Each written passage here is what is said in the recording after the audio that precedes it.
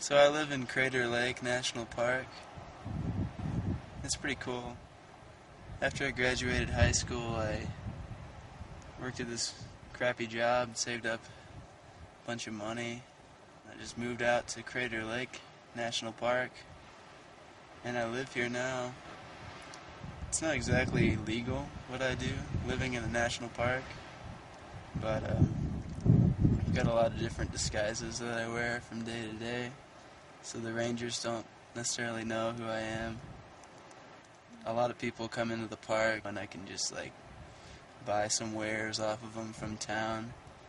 It's just crucial that I don't actually leave the park, because if I did that, then I'd have to pay to get back in. Now, the Indians, before they left here, this was their sacred land, their holy land. It was discovered pretty late in Oregon history, because the land isn't good for farming or any agricultural purpose. This place kind of remained undiscovered for a long time, and it was a Native American hub, their holy land, this incredible lake. Once most of Oregon had been claimed, settled, and whatever, then pioneers stumbled upon this lake and decided they could hand it over to the federal government and run the Indians off. Finally, the government's really cleaned things up, made things a lot nicer. The trails are really good, and there's a solid highway that runs all the way around the lake, so you can't really get lost. There's lots of signs, and there's bathrooms, so you don't have to pee outside if you don't want to. There's gonna be a Walmart right there. They're gonna found a store that runs off the boat dock into the underground cavern of the lake. So underneath there's going to be these glass walls, and so you can just go to the Walmart under the lake and buy your wares, pick up some granola. There was word that they were going to put a McDonald's in there in the food court, but people are really environmental, and they like their land to be sustained.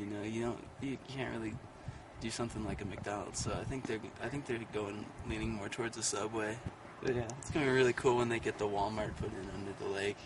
If you're camped out on the lake for a while, don't want to head into town, you don't have to go far. You can just go to the store underneath Crater Lake. Well, first you fill up your ferry with gasoline on the shore. There's a big gas rig out there, gas line pumping right up next to the lake. Just so that you don't have to take your boat very far. You can just fill it up right on the shore and then drive your boat out to McDonald's or Walmart. You can branch that gas line out, maybe put more gas lines along the lake. That way, if you're just get to Crater Lake and forgot to fill up your gas, you can stop off and go to Phillips 66 down there on the bluff. Kind of like a lakeside city, maybe suburb city area. It's a new idea, it's new business, it's cool. Crater Lake City, it's gonna be great. You still have to pay to get into the city, but unless you're a resident like me. But it feels good to live here, man. It's a big country. Big country.